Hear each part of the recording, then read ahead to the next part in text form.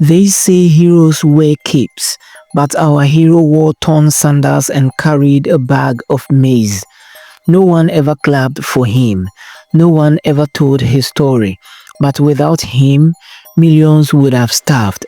This is the story of Bako, the farmer who fed a nation but died with no name on his grave. The sun in Gidanwaya was not kind. It sat high in the sky, burning everything it could touch. The sand was hot, the air was dry, and the land begged for water.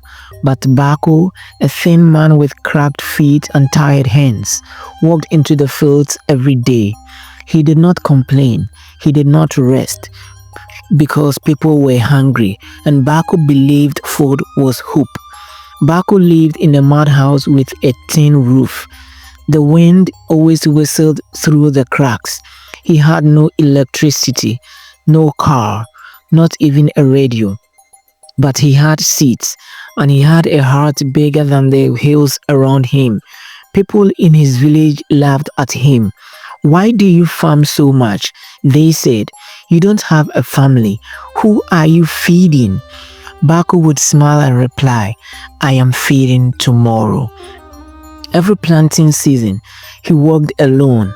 He woke before the rooster crowed. He tilled the land with his hands when his hoe broke. He spoke to his crops like they were children. "Grow strong," he would whisper to the maize. "Don't be afraid," he would tell the beans. "Rain will come." One day, the rain did not come. The sky stayed dry for weeks. Rivers shrunk, cows died, and farms failed. People came to Bako's house, crying, "We are hungry." They said, "Our children are fainting. There is no food left." Bako looked at his barn. It was full. He had saved food not for himself, but for others. "I will share," he said. "Let no child go to bed hungry." They lined up from morning till night. Women with babies on their backs, men with empty bowls, children with sunken eyes. Bako gave and gave until his barn was half empty. "Eat well," he said. "Tell your children to smile again." The local chief heard what Bako was doing. He came with soldiers. "You cannot give food for free," the chief shouted. "You make me look weak." Bako looked at him with calm eyes. "People are dying," he said. "Should I let them starve to protect your pride?" The chief slapped him. Still, Bako did not stop. At night, he hid sacks of maize and beans in wheelbarrows. He pushed them into villages where people were too weak to walk. He tied leaves around bread to keep it fresh. He left baskets on doorsteps before dawn. They called him the night farmer. No one ever saw him coming, but they knew it was him. He became a ghost of kindness, a whisper of hope. But whispers can also bring danger. One night, Bako returned home to find his house burnt down. The roof had melted, the walls were black, his seeds were gone. Yet he did not cry. He stood in the ashes, looking at the moon. "I have one more season left in me," he said. Bako started again. His house was gone, his seeds were gone, but his heart was still full. A nearby family gave him an old mat to sleep on. Another gave him a rusty hoe. One boy brought him 5 beans in a tiny cup. "That's all I have," the boy said. Bako knelt and touched the boy's head. "This is more than enough," he smiled. With small help and big hope, he returned to the fields. He planted the beans. He found wild maize seeds near the river.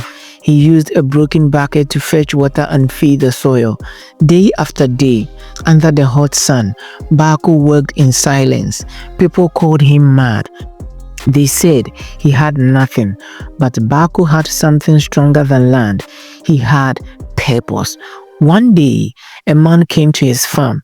His name was Ademu. He was young, strong, and full of sweet words. "Bako," Ademu said, "let me help you. Together, we can grow more food and feed even more people." Bako smiled. You want to help others? Ademu nodded. I want to be like you. Bako gave him half the land. He showed him how to plant with love, how to speak to the soil, how to water the roots at night when the sun rested. Together, they worked side by side. The crops began to grow, tall and green. The wind danced through the maize. The beans clapped in joy. People in nearby villages heard that food was growing again. But Bako did not know Ademu had a secret. At night, Ademu met with the chief. The old man is weak, Ademu said. Give me men, I will take everything. The chief laughed. Yes, let the people forget Bako. Let them sing your name instead. So one night, while Bako was praying in the field, Ademu returned with men holding sticks. They tied Bako's hands. They beat him. They stole the food. They bent his heart again. When Bako woke up, he was under a tree. Blood on his shirt. Soil in his mouth. Crops gone. Food gone. Ademu gone. He sat there for hours. Why? He whispered. I shared everything. I trusted him. But Bako did not curse. He did not shout. He looked at the sky and said, I still have my hands. The drought came again. This time worse than before. No rain, no crops, no water. Children cried through the night. Old people collapsed in the streets. But one evening, a girl came running through the village. She had a bag of maize in her hands. Where did you get that? Someone asked. She smiled and said, He left it on our doorstep. He's still helping us. People followed her back to the hills. There, behind a wall of rocks, Bako had planted new crops, secretly, alone, again. He had built a tiny garden in a hidden place no one knew. They found him sitting under a tree, weak and thin. His eyes were tired, but they sparkled when he saw the children. You came, he whispered. The people wept. They sat around him and held his hands. We thought you were gone, they said. We thought you gave up. Bako shook his head. As long as the soil breathes, he said, so will I. They helped him harvest. Together, they carried the food back to the hungry. That season, thousands were fed, not by the government, not by the chief, but by one man and the garden of hope. But the world still did not know his name. No radio spoke of him.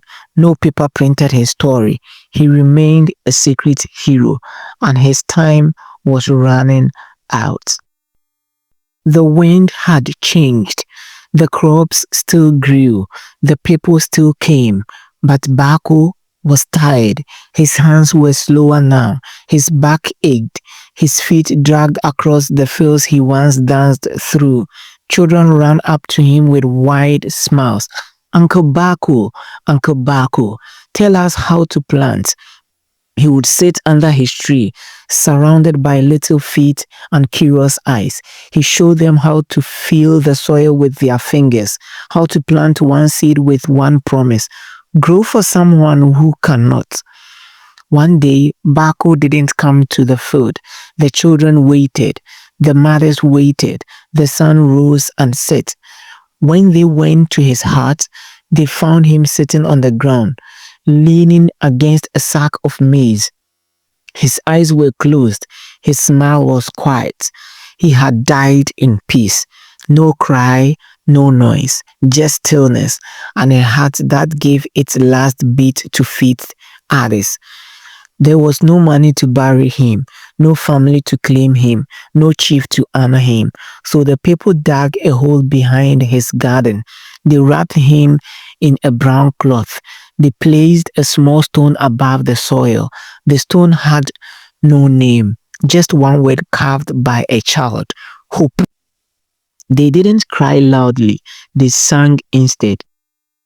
A song Bako used to hum when planting. Rain will come, rain will stay, food will grow, love will stay. Years later, A young girl named Amina grew up in that village. She was one of the children Bako fed. She remembered his eyes, his garden, his stories. Amina became a teacher, then a writer, then a leader. When she stood before crowds, she spoke of one man, a farmer with no name, no wealth, no fame, fed more than any government ever did. The world listened. People came from cities to see Bako's garden. They built a school there. They named it the Garden of the Unknown Farmer. And on the front gate, in bold letters, it read, "One seed can feed a stomach. One man can feed a nation." Children learned his story. They passed it to their children. And Bako, who once died without a name, became a legend whispered through generations. He never held a microphone. He never sat in a place, but his hands grew food that kept dreams alive. And even now, when the winds move through the maize fields in Gidanwaya, some say they can still hear him softly singing to the crops, "Grow strong, don't be afraid, rain will come." Thank you.